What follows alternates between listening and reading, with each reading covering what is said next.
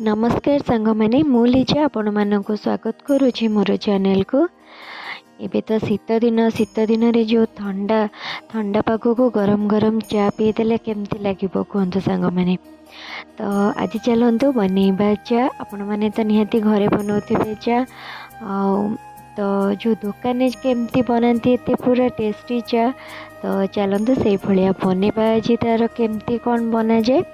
तो चलतु स्टार्ट करवा।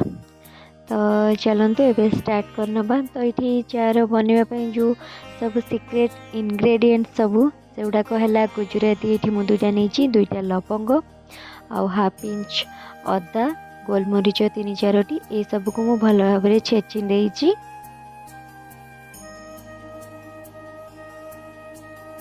प्रथमे ये मु गोटे कप पानी मुझे गरम कर जो कप रे आपण माने चार बस माने पीबे से कप रे मु माप से कप मापरे ही मुझे पानी गोटे कप नहीं जाइए। देखो पानी फुटी जाइए। पानी टिके फुटी गला परे जो आम छेचा जो रखी थे अदा सब जिनस जो छेचिकी रखी थे से सब के पानी रे पकेदबा। तो पानी रे पके सारा परे जहाँ सब पकेले ताको आम भी फुटवाई किसी टाइम छाड़ीदबा। तो तार टिके कलर चेंज हो जिवो। तो टिके टाइम फुटी सारा परे देखंतु एटी तार पूरा कलर टिके चेंज हो आसिलानी। तो यहाँ फुटी सारा परे कलर चेंज हो सारा परे जो कप आम माप नहीं से कप रे मुझे देची 1.5 कप क्षीर। ये मुझे 1.5 कप क्षीर पकई देची। आगुरी भी आम से पानी गोटे कप देते तो पानीटा फुटब जेहेतु। तो ये मुझे 1.5 कप क्षीर।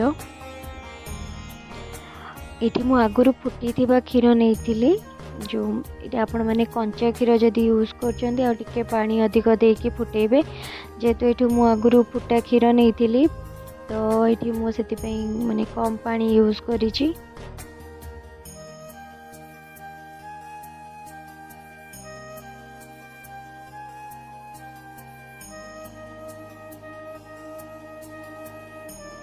एबे मुझे चीनी पकईदेवी। चीनी तो आपण मैंने आपणकर टेस्ट अनुसार चीनी नेबे कम बेसी करिकी।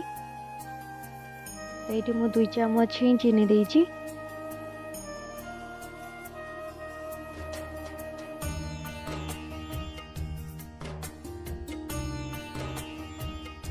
ये क्षीरटा भी फुटी गलानी। क्षीर टिके टाइम फुटी गला परे ये मुझे चापती पकई दूचे। ये मुझे गोटे चमच चापती पकई देइछि। बड़ चमच रे गोटे चमच चापती पकई देइछि।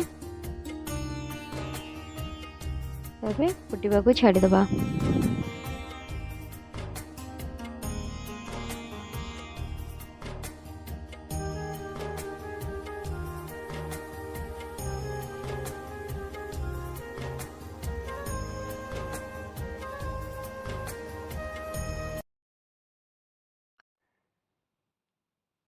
देखो ये पूरा केते कलर चेंज हो जाइए।